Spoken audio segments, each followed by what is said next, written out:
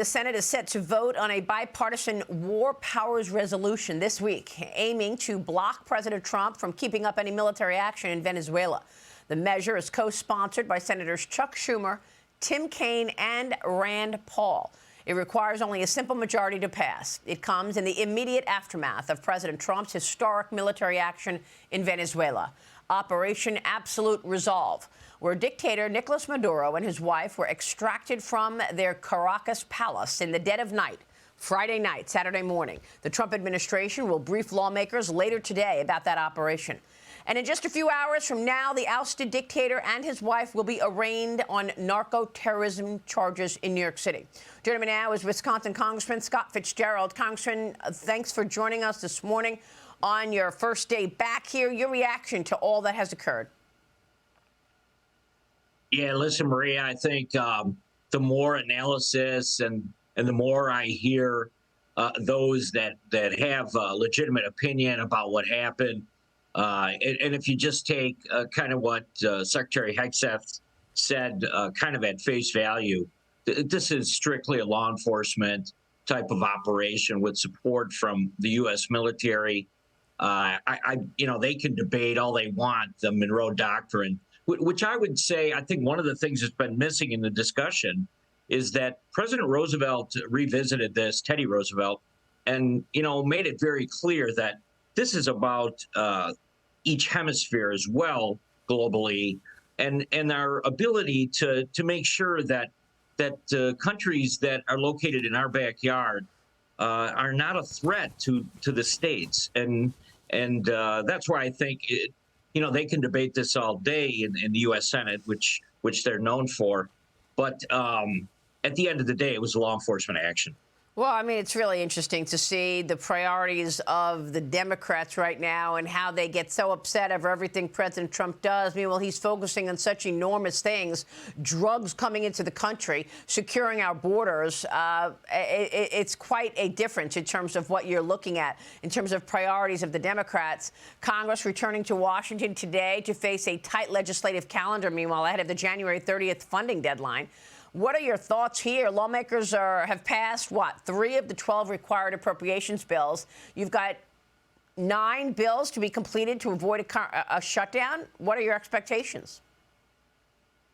Yeah, I mean, if you listen to leadership, and that was just last week, the goal is still to move these appropriations bills.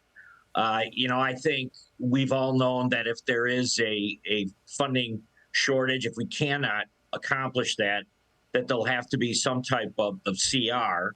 Yeah, I mean, the January 30th deadline is there. We're all very aware of that. And I'm very hopeful that tomorrow morning when we conference with the Republicans, that the Speaker and the leader will have a little bit more information for all of us, knowing how we're going to function and operate over the next 3 weeks in D.C. Well, I mean, are there bills you think that are easier than others to pass? I mean, what are your expectations in terms of getting a bulk of these bills across the finish line by January 30th? Yeah, I mean, Congressman Cole has done a good job, I think, of kind of managing the process, if you will. And he's always got a very good handle on just what type of momentum each package has, what are the hangups, and whether or not the votes are there. So it's pretty basic type of legislative operation that we're moving under right now. But I do feel confident that we're all very, I think, a little bit nervous about the January deadline, and that extends across the aisle. I mean, this debacle that we had this last time, which Chuck Schumer led the charge on. I mean, I think it's left a lasting memory for a lot of members of Congress, and we do not want to go there again. So I would expect by the end of this week, we'll know a lot more about where we're at. Understood. Let me switch gears, ask you about Minnesota, because Minnesota Governor Tim Walz is going to hold a news conference today, we're told, regarding what his office is calling, quote unquote, news of the day. But there are reports suggesting that he could withdraw from his 2026 re-election bid. Waltz, of course, is under fire over Minnesota's multi-billion-dollar fraud crisis. The Small Business Administration has suspended nearly 7,000 Minnesota borrowers over suspected $400 million pandemic loan fraud. The Trump administration also freezing child care payments after viral videos alleged fraud, giving state officials until next week to provide data or risk losing federal money, Congressman.